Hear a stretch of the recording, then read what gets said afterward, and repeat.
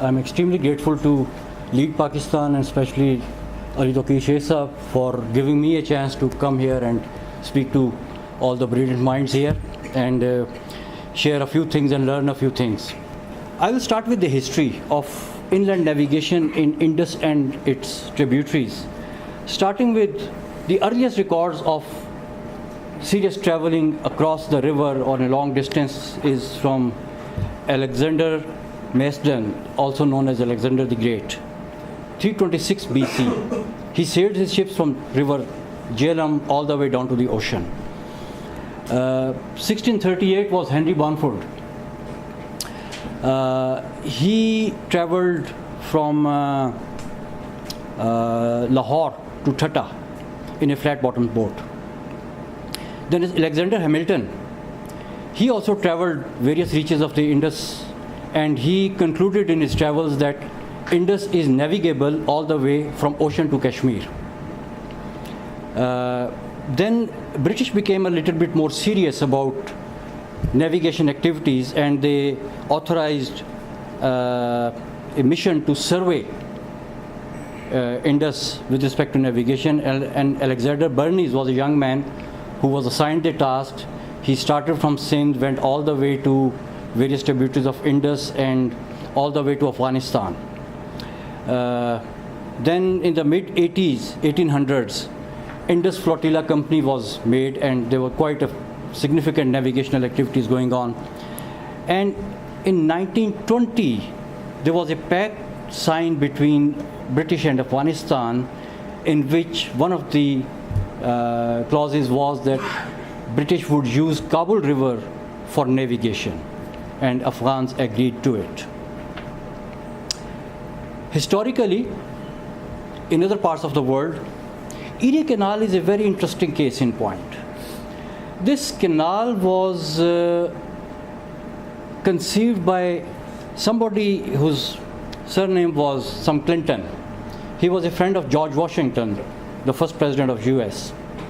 And this guy, when he proposed that we can make a canal connecting Hudson River to Lake Erie and connect Midwest with the port of New York, George Washington actually laughed at him, and he said, I can see such a canal coming in next 200 years or so, and after we complete such a canal, America would be bankrupt.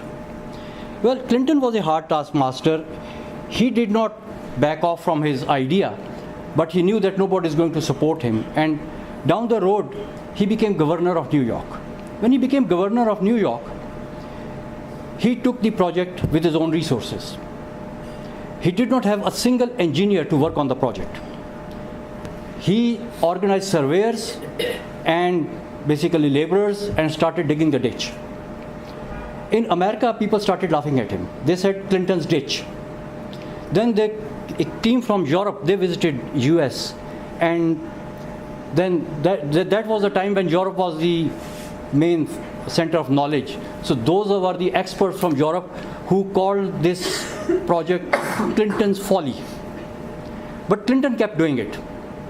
And he managed to complete the canal starting from 1817, and in 1822, I think,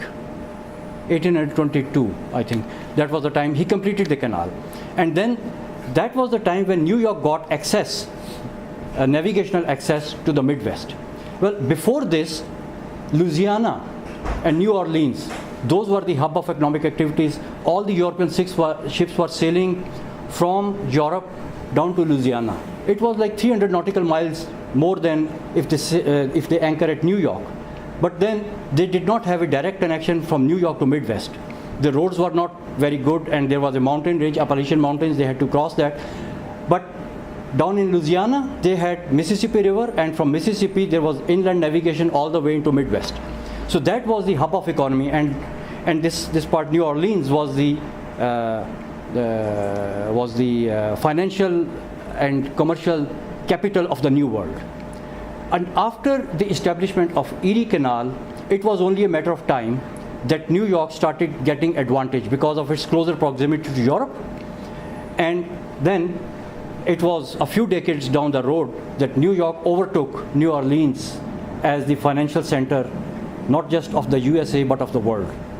So Erie Canal is said to have transformed the economy of the US, and because it was linking so many different states, it is said to have kept the Union intact during the times of Civil War.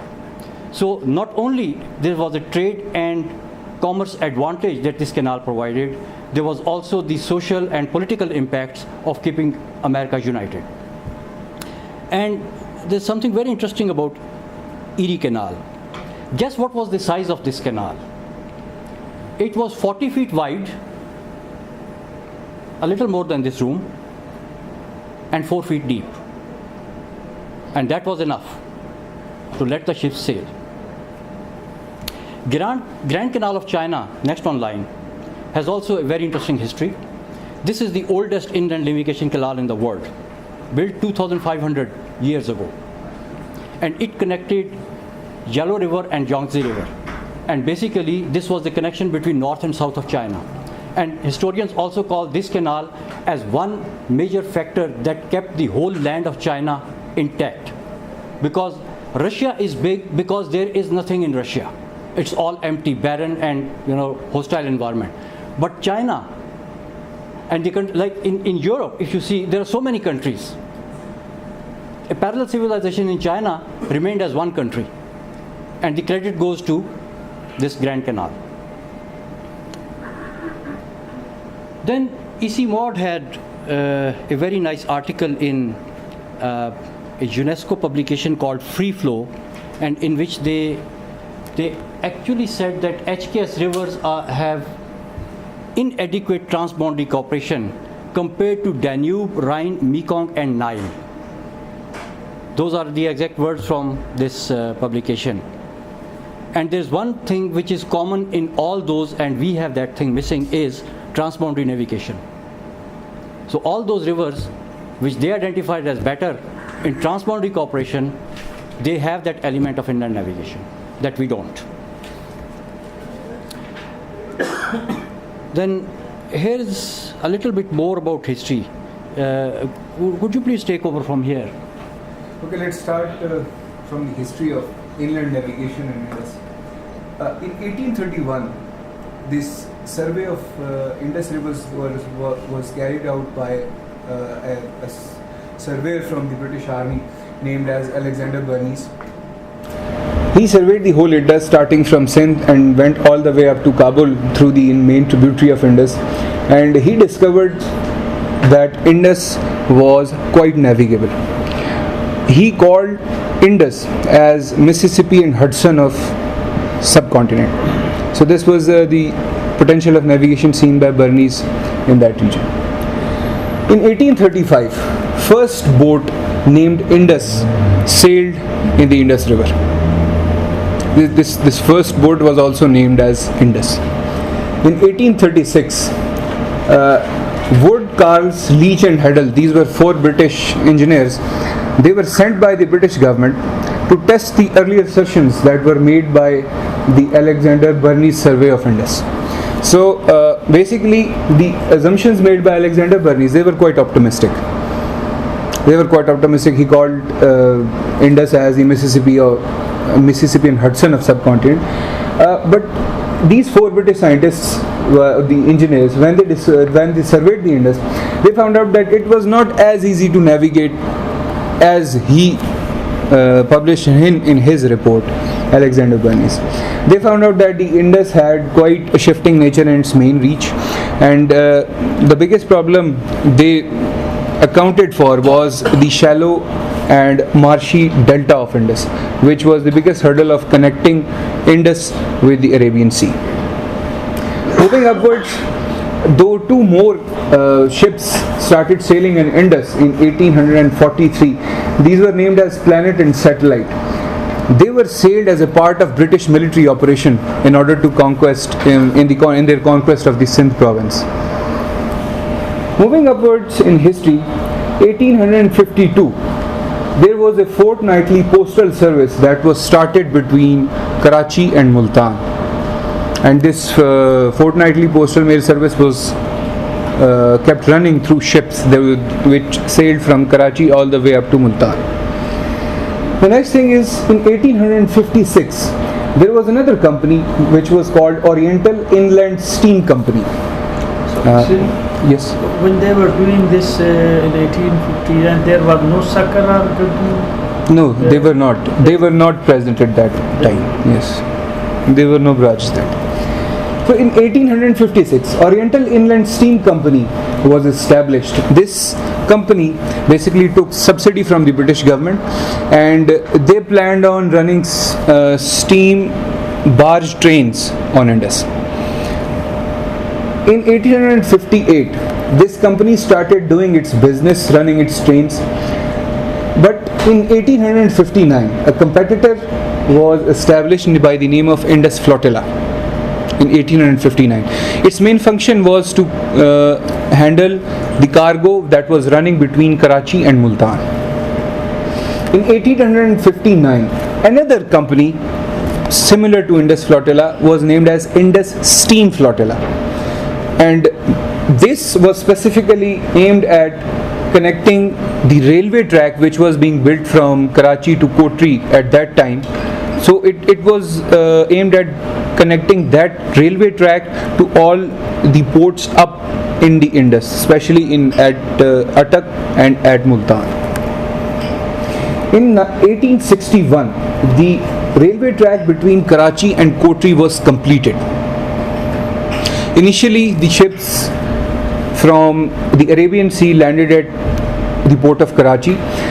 The cargo was loaded on small boats, and then it was transported to a small port downstream of Kotri that was named as Jhirk at that time.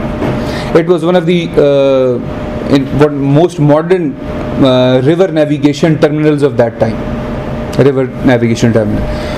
So, but that navigation was quite difficult, and this railway track provided about 250 odd less kilometers of distance when the cargo was transported from Karachi to Kotri on this railway track.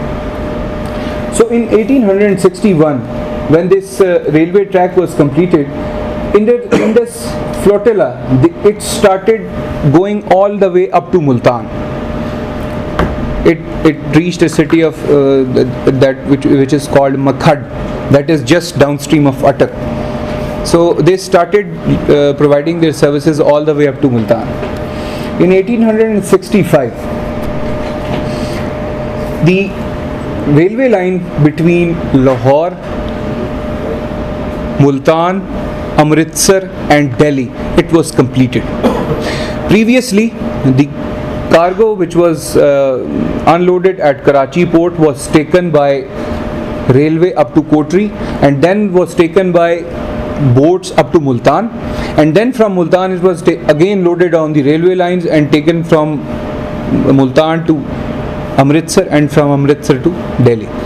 So with the completion of this connection from Lahore to Delhi, the cargo started shifting from the Indus Flotilla onto the railway lines. Consequently, in 1870, the Indus Flotilla Company, it was amalgamated with the railways, and it was named as Railway Flotilla. Owing to the development of all of these railway lines, the usability of Indus Flotilla demised. The reason for that was that the existing reach of this company was from Kotri up to Multan, and this was about a odd 950 kilometers of distance, but it would take 40 days for steamboats to travel from Kotri all the way up to Multan. So they decided to shift that transport of cargo from Indus Flotilla onto the railway tracks. Alright, so as we see that there had been a lot of navigation until late 1870s on Indus, and then there came a downfall in this one. The British subcontinent was hit twice by famines. Famines of 1930s were very famous, and then followed by famines of 1870s. And British were actually doing this canal irrigation system. They had established some on the Ganges River basin, but not on the Indus. And this famine of 1876-77 it triggered widespread need for food security. And that was the time that around 1879, they modified the canal headworks built by the Mughals on Madhupur. They had built the canal from Madhupur, that was an inundation canal, which would bring water to Lahore. That water which is coming in Shalimar Garden and stuff, that was coming from that canal. It was built by Mughals in 1638, I think. Shah Jahan built that canal.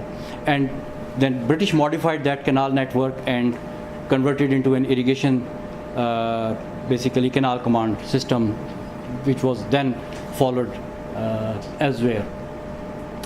There was an important thing, which is 1898. It was the British Congress of Science, in which what was his name? William Cook. William Cook was a scientist. He presented a paper which was named Wheat Problem, and he, in his paper, concluded that if there are no serious interventions in grain production in the British Empire, which was not just subcontinent but spread all around the world, said there would be serious food shortages by 1930s. So he is making a prediction 30 years in future that there will be serious food shortages. Now, British had already seen two famines in India, which were, especially the famine of 1830s was quite problematic. So many people actually died of starvation in that famine, followed by one in the 1870s and some reaction of the British. And then this paper presented at the end of the century, and then the British are convinced that, well, these rivers have a lot of irrigation potential, so let's go on building irrigation works. So here what we had was Sakhar barrage. There were other barrages which are not now in India, which are part of Indus Basin. They are not listed here, but these are the ones which were within Pakistan during the times of British. So Sakhar barrage was the largest in Pakistan, and when it was built, it was the largest barrage of its kind in the world. 7 canals taking off from Sakhar barrage, completed in 1932. Then Guddu and Kotri barrages were conceived in the 1940s, but because of the World War and other things going on, the work did not progress on those barrages. Similarly, Kalabagh barrage was completed by 1942, but the canals which were planned with this barrage were not built in 1942. So the barrage was there, but no canals. And then 1947, we became independent. Now, soon after independence, this water dispute emerged between India and Pakistan. And why I have brought this thing into this presentation is because there are some connections of transboundary negotiations which started from here, and now we are kind of on a smaller scale, but in kind of a similar situation with Afghanistan and transboundary things. So let's see how it moved. 18 December 1947, few months after creation of Pakistan, India and Pakistan signed a standstill agreement. Now, that standstill agreement was that the way water is being run from the rivers from India into Pakistan will stay as such. But the trick was that the standstill agreement's date was the expiry date of the agreement was 31st of March 1948. And probably people on the Pakistani side did not understand why India wanted to sign that agreement, because there was an arbitral tribunal which was made soon after partition, and that arbitral tribunal was to give decisions on all the disputes along the boundary between the two countries. And the tribunal was also supposed to close on 31st March. So if you have a standstill agreement that there will be no change in water the way it is running, then that's not a dispute, and that cannot be brought to the tribunal. And when that cannot be brought to the tribunal is not going to make any decision on it. And the day the tribunal was closed, on the 31st March, this standstill agreement expired, and on 1st of April, the very next day, they closed all the canals that they could close. So this is how the game started. And then this Bhakra Dam, it was conceived in the times of British, but they never undertook the project. Indians took it seriously and they wanted to shut down Satluj. Actually, when British conceived Satluj, this dam on Satluj, this Bhakra Dam, it's a very big dam, about the size of Tarbela Dam in terms of storage, and it's one of a very big, huge concrete structure that completely blocks Satluj River. When British talked of this thing, it was Sindh which objected it. Sindh said that it would stop the flow of silt into the delta and predicted erosion of the delta through sea waves, because there is no more silt coming in to balance that erosion. And the British did not build it. So Sindh objected to it, and it was then that the British proposed that, okay, if we will build these dams, we will build two upper and lower Sindh barrages, which then came out to be Gudu Barrage and Kotri Barrage, upstream and downstream of Sakhar Barrage. So that is how the British were thinking. But when the countries got divided, India said, we are going for this Bhakra Dam. Pakistan objected, but then this canal closure came in, and then India went on a binge of constructing one diversion structure after the other, and diverting all the waters of the eastern three rivers that were flowing into Pakistan. Pakistan protested, and soon after the closure of canals on 1st April, as early as May of the same year, like about 6 or 7 weeks later, Pakistan and India signed an agreement which was called the Dominion Accord, according to which India would supply water to Pakistan, but Pakistan will pay for it. So, but again, there was an expiry date on Dominion Accord, and as soon as the date came, again India closed all the water coming into Pakistan. Pakistan protested, and they wanted to go to the international court. But at that point in time, India said, okay, we are not going to international court, we will maintain the flows as per Dominion Accord. And then World Bank came in. And then the story, we all know it, how it happened, and by 1960s, the treaty was signed. But there's something important that after going through all these events, so you see all these things which were being built, 1951, a structure comes up, 1951, another structure comes up, another 51, then World Bank moves in 1951.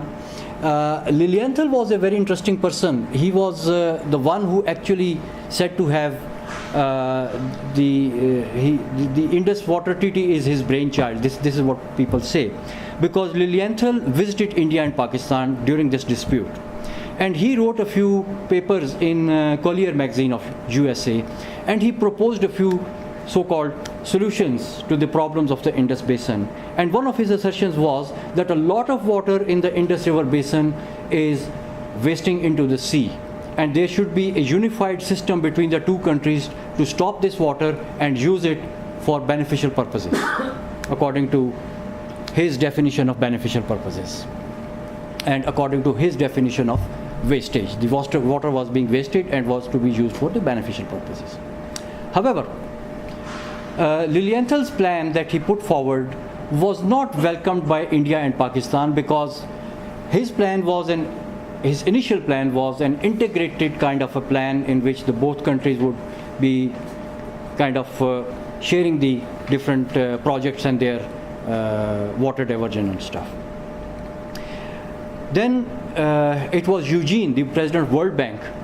He was invited to actually look into it as a very lucrative business proposal, and he liked it, and he wrote letters to the prime ministers and presidents of India and Pakistan, and he said that, okay, we will help you out, solve this problem, we will build this one here, this one there. And then finally in 1952, the two countries agreed for the first time to come on the tables. And then the bank asked them that, okay, bring your own proposals. And the first proposal, which was presented in October of 1953, that proposal was presented. The first proposal was presented by India and Pakistan. There were two separate proposals. The highlights of the proposal from Pakistan was that India should use up to 30% water of the eastern rivers, and the prior use which the Pakistan is already taking, like those canals and headworks, that prior use or prior appropriation should be maintained. And Pakistan allowed that up to 7% of water of the western rivers India may be able to use. India, on the other hand, in her proposal said 100% water of the western rivers, of the eastern rivers, and 7% water from the western rivers, and also a diversion canal from through a tunnel from Chenab into India. Obviously, both countries, they had very different proposals, and then the World Bank, they started mediating. And at the end, when the treaty was signed, I mean, there are so many things in between, but when the treaty was signed, India got all three rivers, Pakistan got only western rivers. India was allowed to have 7% waters from the western rivers. The only thing India did not get was the canal through a tunnel from Chenab linking Ravi. That was the only thing which India did not get. And Pakistan's proposal was almost, I would say, almost rejected. So they call it a treaty, but what we see that all these things which are part of the treaty, they were done even before the treaty. Everything was in place. All these structures required to completely stop the three eastern rivers were already in place when the treaty was signed. The only two structures which were built, which were planned earlier and built later, were Pong Dam and Theen Dam. Pong Dam started soon after the treaty in 62, and I think it was completed somewhere in the early 70s. And then Theen Dam was started in the 70s and was completed in 1992. And after 1992, Ravi went dry. Those who are old enough to remember pre-1992 GT Road Bridge entering into Lahore, there were water. There was a bela and there was a picnic spot and stuff like that, and boats and stuff, and now all you see is sewerage water under that bridge. So that stopped coming after 1992.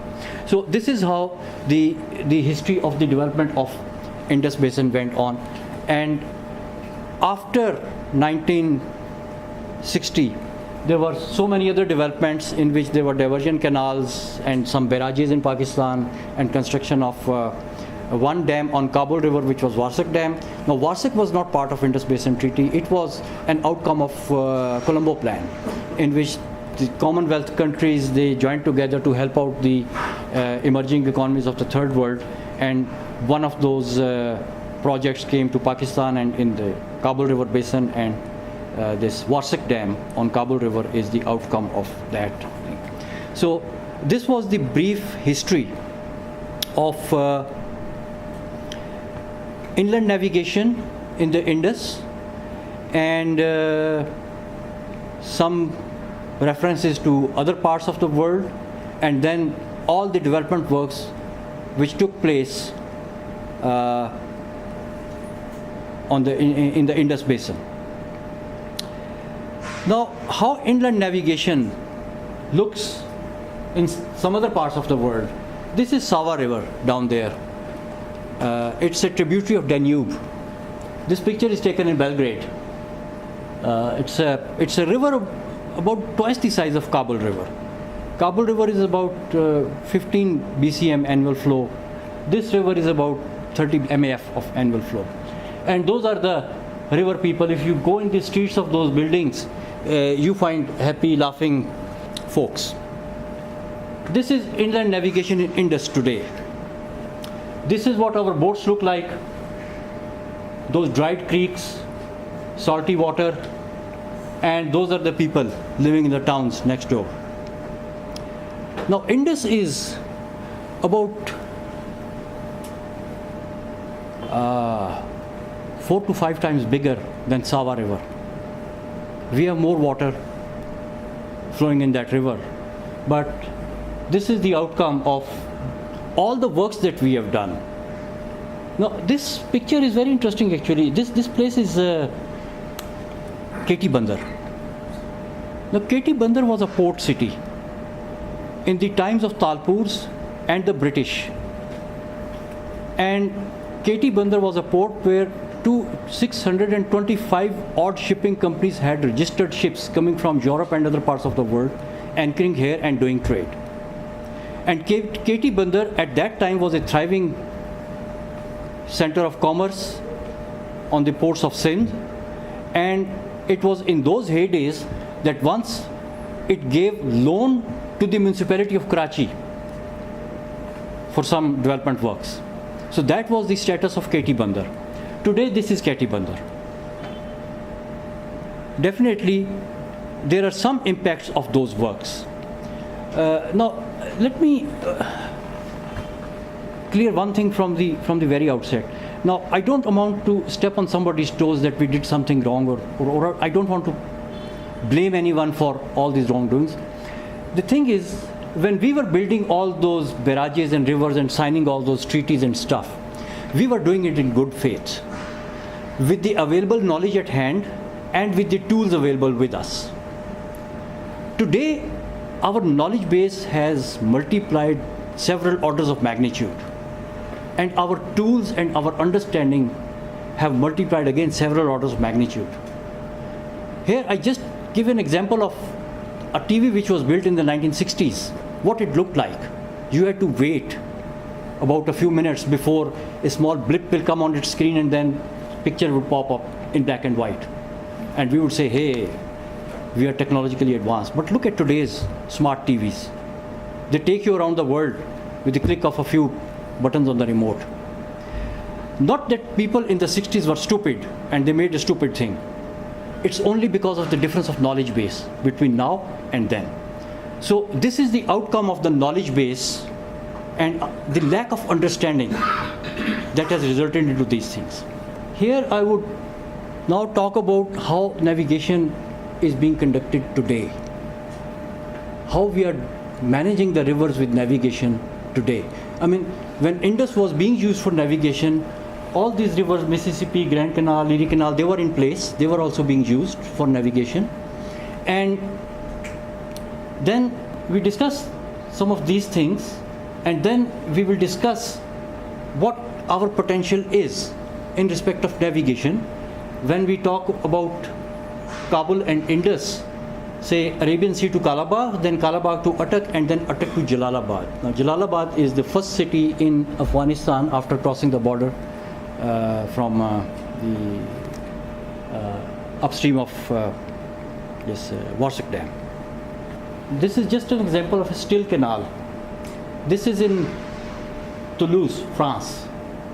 This is Garonne River is actually connecting the inner parts of the city through a still canal, and those still canals are actually operated by locking gates and stuff. So the reason I'm showing these pictures is that I want to highlight that the technology to do these things is already there. I mean, more than 100 years ago, people had solutions to navigate through raging rivers, bringing a boat right into the city center, technology of locking gates and stuff. All those things are there, and those things are operational. Now, navigation is one aspect of river economy or river basin management. But when we talk of a basin management, like we are talking about benefit sharing on Kabul River basin, so we should not be narrowing ourselves on one aspect that, okay, this is navigation and navigation will solve all the problems and navigation is the only thing we need. We have to look at it in an integrated fashion. And again, when I talk about knowledge base and modern trends, this is what the contemporary thinking on water management is like. This is a book called Free Flow. The name says it all, Free Flow. And this is a publication of UNESCO. So UNESCO is international, so it is not like the idea of one country or one locality or one nation or one river. It is UNESCO, so it's a global thing. Some of the key highlights in this concept are that water belongs to the river where it flows and as it flows. There are strong connections between land, ecology, and climate which are still poorly understood. And then go with the flow means water for all. These are some of the contemporary concepts coming up in, this is one example I have shown here, but there's a big list of references that I can actually share with all of you. This is what we call a due diligence matrix of water economy. When we talk about water economy, it is not just irrigation or hydropower or navigation. It's a whole set of things that you can actually bring into creating the economy of a river basin. Irrigation, power generation, navigation, industrial use, municipal use, bottling, again a big industry, tourism, intrinsic value of water, fisheries. This is not the all-inclusive list. The list can go further. But then, what we had been doing in the past, the mistake that we had been doing in the past, we had a very limited cells in our due diligence matrix. What we would do generally, we would see the initial cost of the project and the earnings of the project, and we will project as the initial cost, benefits, break even, and then things are hunky-dory. What we were failing to see or to understand or to analyze were the externalities of our work. Like, for example, what is the consumptive loss? There's something which goes out of the environment, either deep into saline aquifers or evaporates up in the air. Like they constructed Aswan High Dam. Aswan High Dam is very near to the equator in a desert where the sun shines like hell. It loses more water through evaporation, and Egypt would actually receive more water if there is no Aswan High Dam, because they lose a lot of water through evaporation. So things like that, consumptive pollution is another factor which comes out of this project. Land degradation, loss of ecosystem, loss of aquatic life, eutrophication, delta erosion, disease vectors, all those things, they are externalities. And these are not the externalities again, these are some of the major ones. So when you build a project, you put that life cycle cost, that what are the life cycle gains of the project, those are the economic output of the project, but then those are the externalities. They also have a cost. Every single externality has a cost. But then not every project is producing externalities. There are some things that project is not designed for, but then people start reaping benefits for that particular thing as well. For example, one of the SDGs is food security. When you do an irrigation project for business and stuff, you also complement food security. So that becomes an internality in that project, and that cost of food security is also added to the net gains of the profit. So here are the total life cycle gains of the project. Here are the externalities which are negative cost. Those are the externalities which are positive costs. And then at the end is the net gain. So when you design a project, the way to go is a group of experts and consultants will pick up each of those headings in each of those columns and write a report. And not just write a report in isolation, but also talking to all the other persons which are involved. And at the end, there would be, for example, if this is our final matrix that we have to analyze, there will be 20 odd reports that would ultimately tell us whether the project is gaining, has some net gains or no. So that's the kind of work which has to go behind each of these elements, and you add up all those elements, and then you will find out that whatever you are doing in basin, how good it is that. And then this matrix helps you that if there's something which you thought that irrigation is ultimately, because of all those externalities, is ultimately no net gain, you just eliminate that project. And whatever has the minimum externalities, maximum externalities, internalities, blah, blah, blah, you can pick that one up. And then there's this sustainability governance matrix. Here, the experience that we have had of past about 150 years of some of the very brave works that we have undertaken, that's now a knowledge base to learn a lot of things. And what we have learned is that the governance ranges between free flow and full structural control of a river. And similarly, the society is full adaptation to no adaptation at all. And that would then tell you whether your plan or proposal or project is sustainable or not. And those are the colors which are on that corner are unsustainable project, and in this corner are sustainable projects. And this green color is when you are sustainable, but after sacrificing something you become sustainable at a lower level. And if you enter into the yellow zone, then you keep on moving, because then it is a matter of time that you will ultimately end up in that red box. So you have to remain within these green limits. Now this is a qualitative graph, but when you get through those matrices and do all those numbers and all those scientific calculations, that is the time when you actually quantify this qualitative matrix, and you can tell that whether I am sustainable or not. And these things are gaining popularity because this thing, sustainability development goals, after all, where did they come from? Those goals are, I mean, all the countries of the world are signatory to it. We are also part of it. Afghanistan is also part of it.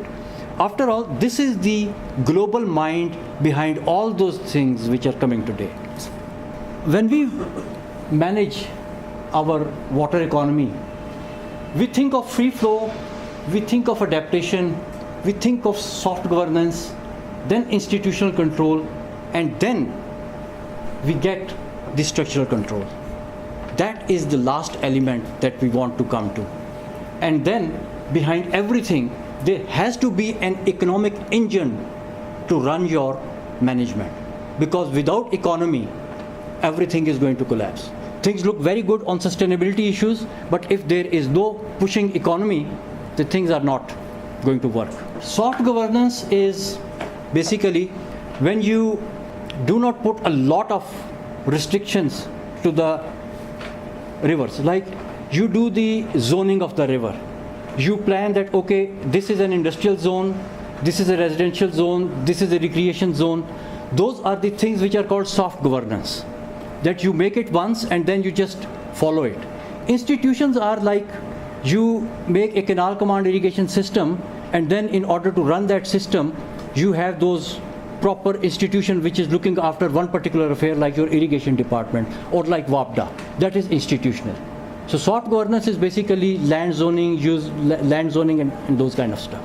Now I come to the core of the topic, which is inland navigation, now specific to river navigation of including Kabul River basin.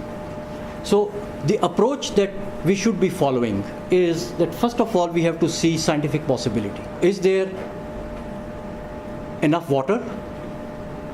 Is there suitable topography? Those are the two things which are, if not there, it is scientifically not possible. So first of all we have to see scientific possibilities. Then we have to see technical achievability, that can we achieve that scientific possibility through our technology?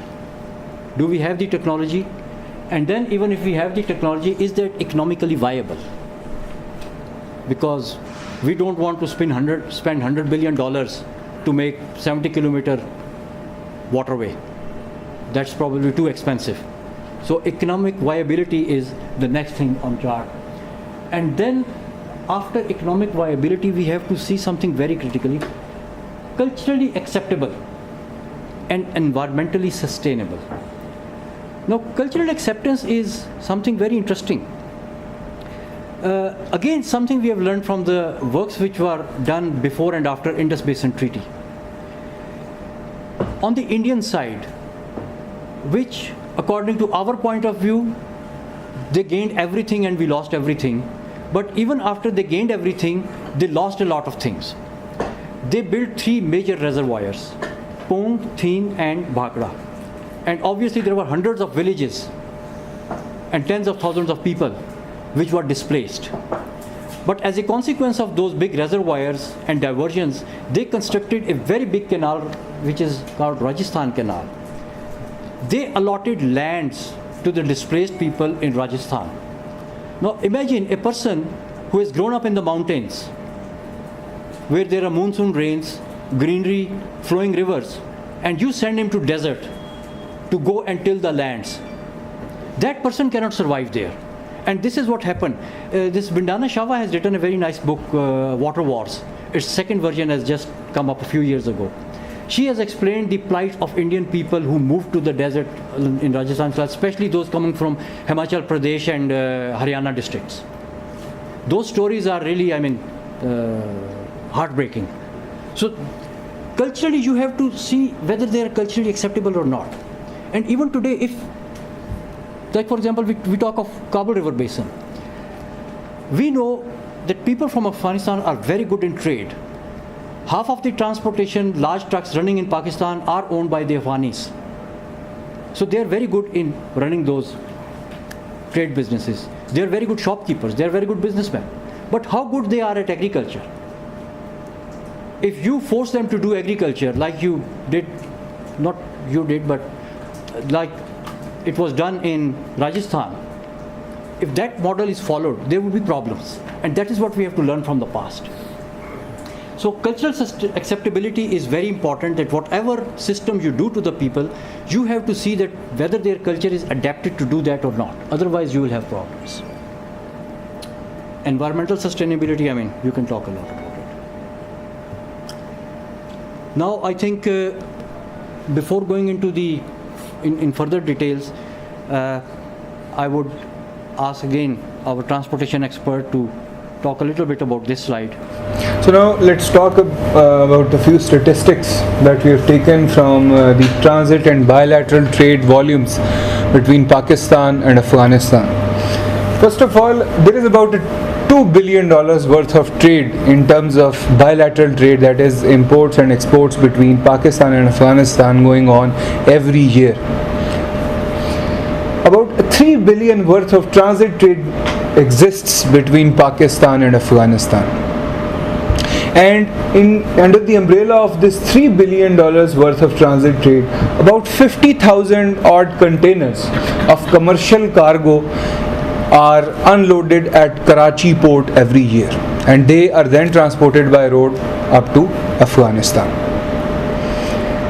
If we take an average, on average every 10 minutes, a container from Karachi port is loaded onto a truck and then starts its journey from Karachi towards Afghanistan. So this is the kind of volume the transit trade is having at the moment. It costs about $4,000 to move a single container from Karachi to Pak-Afghan border. This is the amount of cost which is incurred while transporting one single container that is currently moving between Karachi and Afghanistan. Just to get it right. Yes. ये किस साल की बात कर रहे हो? This $4,000. This is today. No, this trade. This is in 13-14, the fiscal year of 13-14. This is the recent updated. 4 lakh रुपए लेते हैं container. Yes, this is the most recent cost of shipping the containers between Karachi and Afghanistan. About a 40 feet standard size container, it costs about $4,000 for a single container to move from, and this cost does not include the port and storage fee which is being paid for storing that cargo on the port of Karachi. About $0.2 billion are spent on this transportation out of that $3 billion of transit trade of Afghanistan, which is about 6% of the total worth of this transit trade. So huge amount is being paid by Afghanistan for transporting containers of its transit train from Karachi to its border. So what is the potential? So I'll give an average figure that moving this cargo, I'm only talking about this transit trade. If we move that transit trade from Karachi all the way up to Jalalabad or even into Kabul by using inland navigation through Indus and then through the Kabul River all the way into Afghanistan, this cost can be cut down by almost 20 times. So this is the potential of the navigation, potential economic benefit of and transportation benefit of this system, which we can attain if we have some kind of navigation system established in Indus and Kabul River. I would also add here that the economics of moving cargo on water compared to moving it on rail or road, that has been well established and well studied, and the economics are already there. Like about 125 years ago, they would tow the barges in an artificial canal by horses. There were horse tracks on the side of the canal, and the horse would pull the cargo, because at that time those diesel powered or petrol powered boats were probably not there. So what happens? A horse could pull 10 times more the load that it would actually pull on the road. So that's the kind of rolling resistance that the ground offers compared to this thing. Secondly, if you have anybody who had been to Atabad Lake, especially when this tunnel was not made, they would load a truck, fully loaded big truck, on a boat, and then the boat would sail through 23 kilometers of that lake. And if you had seen the propeller of that boat, it was not bigger than this. It was a small propeller, less than 6 inches blades on its side, less than 1 feet diameter of the propeller, and was running on a Peter engine, small Peter engine, and it would move the whole cargo on 23 kilometers. So actually, on the motion on water is almost frictionless. And then we have another very good thing coming up. Again, I'm talking of the latest trends and technologies, which we have an opportunity to embark on. It's not that we will do our navigation the way it is being done in Mississippi or in Danube. We would be one step ahead of them, because recently one of the Dutch companies have made an electric barge. They call it Tesla of the barges, or Tesla of inland navigation. It is completely electrical. No noise, no pollution, no oil spills, no oil changes, no smoke. And it's more powerful than a diesel powered or a petrol powered engine, and very quiet. So when you plan to establish a system, you from the day one, you say, okay, no petrol engines, no diesel engines, only electric engines. The barges with electric engines will only be allowed. Boats with electric engines only will be allowed. And there will be no problem in people coming with those engines, because no one is already running a diesel engine here who would have to replace it. If they want to do it in Danube or Rhine or in Mississippi, they have to replace the old infrastructure which is built all along those rivers, and all the industry which is actually manufacturing those diesel powered and petrol powered engines. So they have to phase that one out and phase this one in. In your case, you can actually give a huge market to these contemporary manufacturers, that okay, you have problems selling your products in Danube and Rhine, come here and we'll buy all of your products. So that's the kind of business opportunities that we can look at if we plan to go ahead with such a project. Now, Dr. I have a very small question. Sure. At this point in time, once we are discussing the inland navigation through the Kabul River, for example, so would it be a viable or a feasible option once there are a number of the hydropower projects on this river, and there are the reservoirs, and including the VS, diversion and tunneling, and would it be possible that we can continue still this inland navigation through this river power? okay, one word answer is yes, and we can discuss the details. Okay, so this is something that we discuss, the financial viability of, if we are looking at, we see a lot of financial potential in this project, not just for the trade but for so many other businesses which are actually related to such a project. That is one aspect. But then, before we start exploring and jumping onto those aspects, we have to scientifically see what are the possibilities today. So for that, I would hand over you to our hydroinformatics expert, Mr. Asghar Hussain.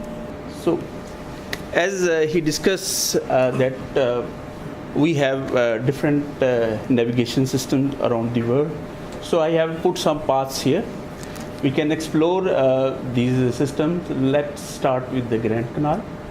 Here is the Grand Canal, the red line, and it has slope 1:17,000, 1 meter rise in every in a 17 kilometer. So this is the slope basically of this canal. So we can even explore further this.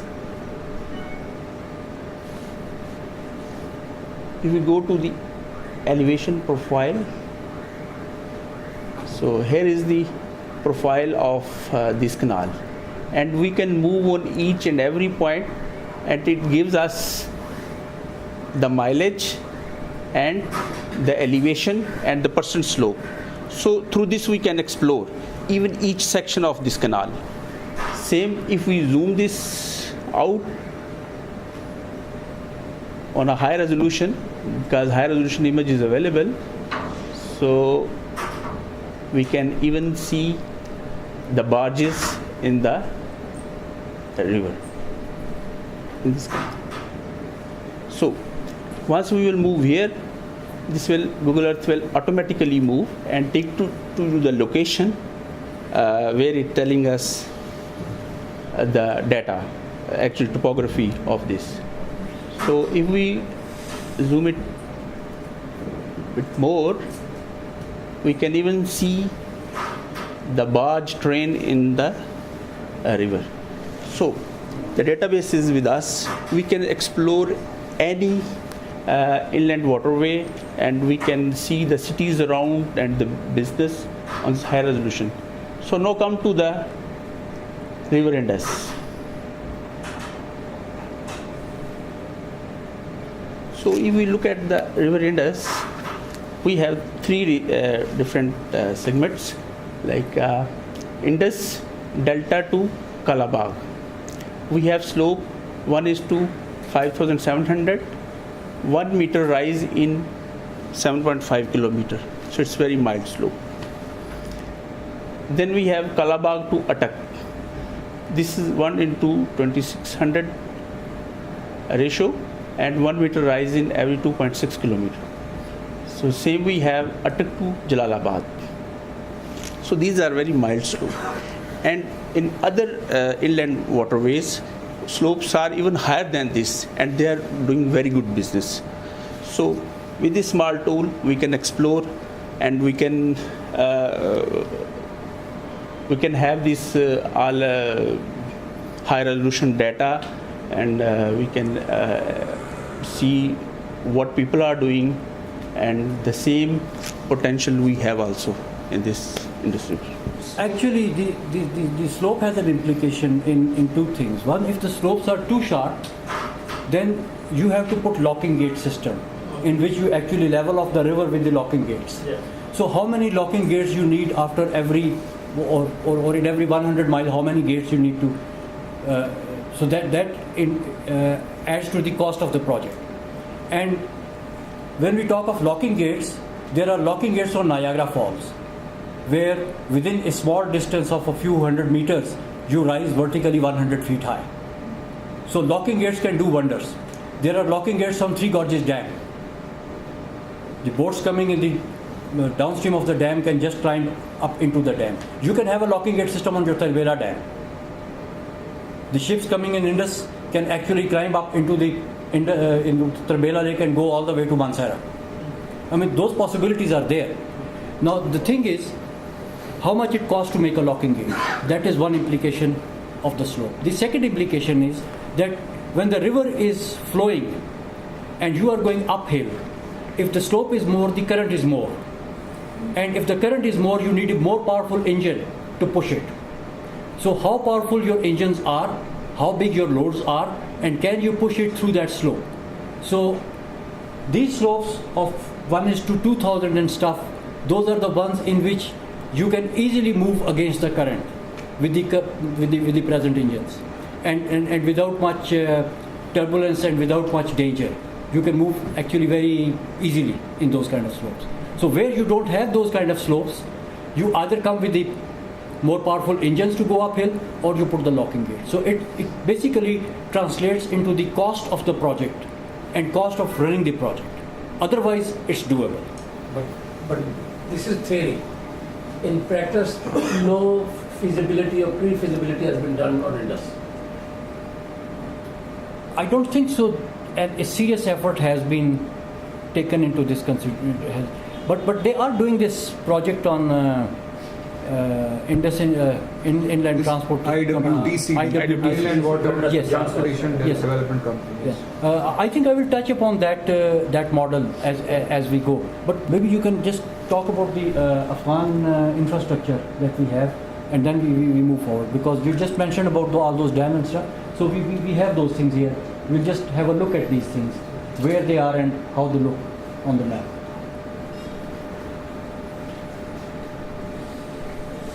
So now we are proposing a lot of structures on Kabul River, Kunar River. So these are the structures we are proposing. Mirkhani Dam is in Pakistan, and then we have Shell Dam, then we have Asadabad, the hydropower plant, and these are 1, 2, 3, 4, 5 structures on Kunar River. Then we have several irrigation dams on Kabul River. So with these projects, we will have very less water, and the same we will have agriculture development there. So actually, this is water is not only for these projects. This water is also for Pakistan irrigation system. Like this is early water, and this water was used. What is used in Sindh, because we have early crops in Sindh. So we have to think everything in an integrated way. Actually, no. When you talk about those structures, you see that largest tributary, which is Kunar River, there are 5 or 6 major structures on that one. Then there are smaller tributaries with structures on that. Main Kabul, there are structures. These structures have 2 implications. One, that they regulate the flow of river. Maybe you are not getting the water in a river at a time when you want it, because those structures are regulated according to their needs and not your needs. That is one aspect. The second is those structures which are actually diverting the water away from the river. The consumptive use that I mentioned in my matrix. Why consumptive use is considered an externality? Because you are depriving an ecosystem of the water that belongs to that ecosystem or for that river. When we talk of benefit sharing, for example, I have this next slide here, that this is kind of a way to go, that how the world is actually undertaking such projects and such things. This is the way to go, that we talk about first of all irrigation, that okay, this is the basin-wide plan that we are making. We say benefit sharing, okay, good enough. How many irrigation projects we propose in our basin, and then what are the externalities, internalities and net benefit of that project. And we list our projects, we list the power projects that they are doing, what is the net gain, we do navigation and so on. And then we find out that the last column, which numbers stand bigger than the others. And then when we talk about this, for example, internalities, there is societal unity, societal equity, where the projects are scoring more marks on those things. And then we come up with more marks on those things and more dollars in the last column. That is the kind of combination that when we propose or anybody proposes benefits both. So that is the kind of analysis which is required on all the proposed projects, put them in a matrix, do the due diligence, and then start negotiating that okay, this is what we can do, and then these are the things that we can do, we should do. That's how it should go. One of the things that we learned from Indus Basin Treaty is that I think it was again a statement came from Lilienthal. He said that this is not a political or social issue, this is an engineering and an economic issue, and let engineers and economists solve it. They did solve. It worked for us for a while, but today we have seen what happened to KT Bandar. That is just one example. Every tail end of the canal is just like KT Bandar. So we have a lot of data. Then both parties were unhappy. This is also in the history books, that both parties were unhappy. Although we considered that they got a lot, or they got almost everything that they wanted. But then they lament that we gave 70% water to Pakistan and got only 30%. So both were unhappy. So if you are signing a treaty in which both parties are unhappy, let's not do the same thing in Kabul River Basin if we are planning to sign a treaty. Come out with a formula where both parties are happy. That is called win-win situation. And I think this inland navigation is one hell of a potential. I think this is one of the things that the benefit sharing. Major benefit could go to them because they are spending a huge amount of money on transportation of Yes. goods from Karachi to Afghanistan. If they use this water for this inland navigation, for transportation of their goods, so at least they can save a huge amount on that and they can spend it on power. Of course. Power irrigation. And secondly, if you are making a lot of irrigation projects for those people who are not irrigators, Yeah. that will create a problem. But here, the transportation, they are transporters. They would love it. And then transportation sector within Pakistan, its growth is being limited by the lack of infrastructure, because the projection in the transport volume is not compatible with the projection in our capacity to build infrastructure. So there would be congestion and it would put a limit to growth. But then this river navigation, it can have like 20 times more. He has recently written a thesis on Indus navigation as well, Shahryar. So would you please? Yes, in terms of if you talk about carrying capacity of the cargo, how much it can carry, it can one single barge, it can replace about 144 trucks on the road. One barge can carry so much cargo that it can replace almost 144 How barges. much fuel you are saving, how much other level, How much fuel you are saving, how much congestion you are eliminating. how much environmental. And then if you are starting the project with electric engines, Yeah. you have solar power stations charging.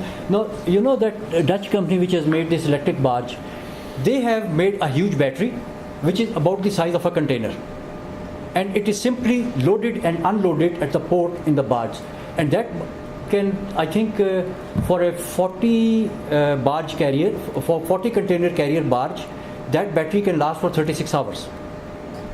So every port of call, they just replace that container which is a battery, and you can have an infrastructure of solar panels which is just charging those batteries, and barges are coming, and then how green you can become. You can actually become the leaders of the world and tell the world that okay, this is how the navigation is done in the rivers. So there are so many potentials and opportunities. So how these stakeholders like the containers taking away and the road builders, how to fight with them? How to handle I think we don't have to fight with them, because we are talking about growing businesses. If you are running 20 trucks, you are the one who has the money to buy the first flotilla, first barge. And that is where now your business is expanding, because this road business is not going to stop. Despite all that navigation in Mississippi River, you travel on their highways and every 10 minutes you pass by a big truck which is carrying a container. No, still you will need transportation from you will still need, because now terminal to you cannot the grow. cities, towns like that. So the opportunities of growth, so attract those transporting companies, they have the experience to do it. Because a person who is an irrigator will not be a successful business person in that environment. But a person who is already running this trade business would be a success story. So I think I have talked about most of these things. And then there are some writings, like this is from the book The Future by Al Gore. I think that line is second last line. Nature wrecking, money eating monsters. This is what they term as large dams and diversions today.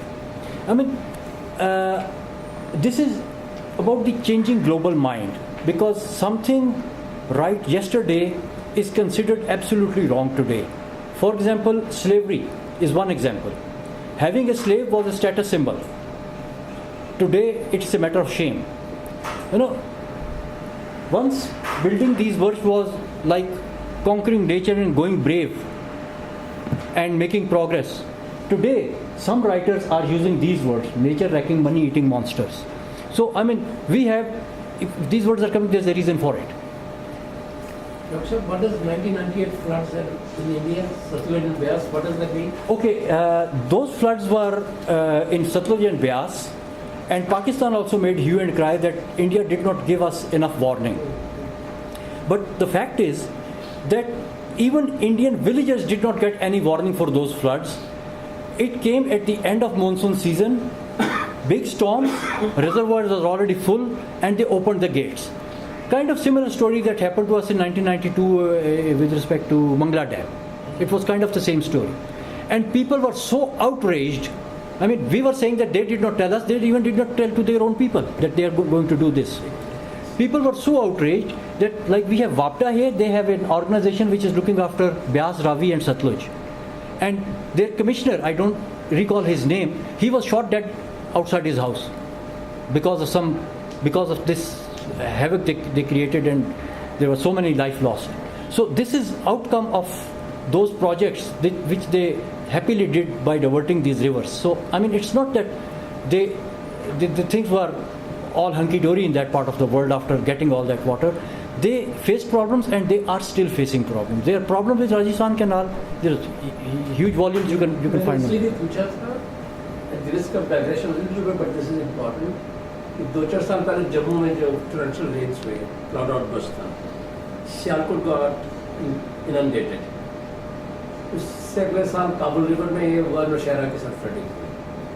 तो एक climate change के साथ जो एक risk बढ़ रहा है flooding का, वो ज़्यादा बढ़ता है.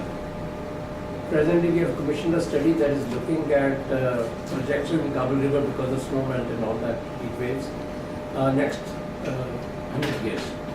और जो चीज़ें नज़र आ रही हैं वो ये है कि फ्लडिंग की फ्रीक्वेंसी बहुत बढ़ती जाएगी अंदर सम इंफ्रास्ट्रक्चर इज कंस्ट्रक्टेड और early warning systems are put in place and people who live in downstream in waterways they are scared जैसे कि वहाँ पे रेगुलराइज करने की कोशिश की. So it's a very complex and important issue emerging. Actually, sir, this is very serious issue. You have really flooding is increasing, especially the flood peaks are getting bigger. Maybe their frequency is not getting as high. If you see 3 or 4 rivers all at once, then maybe you find, but the flood peaks. Now, one of the things that again these infrastructures, the built infrastructure has done is they have actually increase the flood peaks of large events. आपका argument ये है कि inland अगर navigation होती है तो उसके साथ फ्लड्स भी जो है मैनेज होते हैं. सर, फ्लड्स मैनेज होते हैं उसके साथ. उसमें होता ये है कि इनलैंड नेविगेशन के दरिया को खोल देते हैं. You remove the levees and you restore your flood plains, and the flood plains have the capacity to absorb water when a big wave comes in. Now by confining those rivers within their banks, otherwise it would spread out and absorb. Now it did not spread out and it moved forward with more efficiency, and downstream it will cause more flooding, which otherwise it would not. So those are the kind of things that you have to, that is why they call it free flow, because they have found so many advantages of free flow, restoring rivers back to their natural boundaries. Now it's not easy to do, but then they have done some innovative things, like for example, this is one important infrastructure sitting in a floodplain, and this is another one, and this is another one. One way is put a levee all along the river and protect it. Then the whole river is confined. What they do now, for example in Australia, they put a levee around it, that when it floods, it goes, the structure is safe, and a few days later the structure goes down, and in between when it is surrounded, you do the risk management. You have a plan that when it is surrounded, what would you do? So those are the kind of soft and semi-soft management techniques which are now they are now implementing in order to combat those floods. But then there are huge advantages after a flood. So there is another issue.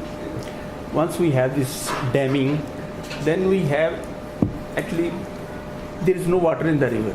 River has active floodplain zone, abundant floodplain zone. So what happened? People came into first abundant floodplain zone, then they came into the active floodplain zone, and water has to go. So people, they came into the active floodplain zone, and then they are crying because they established their agriculture and everything. So we should respect the rivers, we should respect the boundaries. Where is the active floodplain zone, where is the abundant floodplain zone? Then we can plan things. If we will come into the active floodplain zone, the water will come. In due diligence, we talk about biodiversity and stuff. Inland navigation is one way of letting the river flow and make money out of it. And when the river is flowing, obviously, you have water to restore your wetlands, you have water to restore your lost ecology, you can introduce species, you can, and the existing species would recover. You will have more wetlands around your rivers. Your riparian zones will have more vegetation and stuff. So it's kind of very synergistic with the environment because now you are reverting to a flowing river. अच्छा क्या dams के साथ ये possible है जो cascade of dams हो, मतलब ज़्यादा डैम्स बने? जी सर। जिस तरह आपको पता है कोलोराडो पे 300% बहुत ज़्यादा स्टोरेज कर रहे हैं, ठीक है? उसके साथ हर आप जाएं, अगर उसके साथ आप जाएं तो हर 5 किलोमीटर बाद उन्होंने रिजर्वायर बनाई, हर 10 किलोमीटर बाद, और कैस्केड पूरा रिवर कोर्स ने वो बनाया, तो उसके साथ ये पॉसिबल है? In our case, okay. In our case, I don't think so. मतलब इसका डिटेल एनालिसिस किया जा सकता है, but this is my gut feeling. It is not possible. Let's look at a few numbers here. आपका जो monsoon का average flow है in Indus, that is about 135 billion cubic meters. Annual flow आपका 180 billion cubic meters है, लेकिन सिर्फ monsoon में तकरीबन 135 बिलियन क्यूबिक मीटर्स पानी आपके रिवर में से गुजरता है। आप डैम बनाने की बात करते हैं, आपका जो तरबेला डैम है उसकी कैपेसिटी 12 बिलियन क्यूबिक मीटर है। मंगला की अभी रेजिंग ऑफ वॉल्स के बाद तकरीबन 12 हो गई है। अगर आप कालाबाग जिसकी बहुत ज़्यादा बात होती है आप वो बना लेते हैं तो उसकी 7 बिलियन क्यूबिक मीटर है। But you are dealing with 135 and that is the average. When it is flooding, maybe 200 is passing. What about the watershed management? Sir, that is how we should go. One of the impediments in thinking about a whole integrated river navigation system all along Indus, all the way into Kabul and all the way, actually आपके ये रावी शावी जो ये Rawls को भी connect कर सकते हैं उसके साथ, because you have the waterways, just the water is too little in those areas. The problem is, the world is reverting to basin management. They are now reconforming their political and administrative boundary to the watersheds. This is what they are doing in Australia. They are making catchment management authorities. Like in USA and Australia, if you see the maps, their states are north-south straight lines without any respect for the geographical or national boundaries. But now Australians, they realized it, that national boundaries, if your administrative boundaries and national boundaries, they are the same, you have less problems.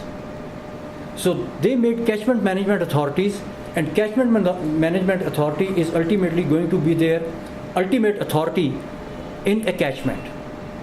Because if the top authority is looking at all the catchment, they can coordinate the activities.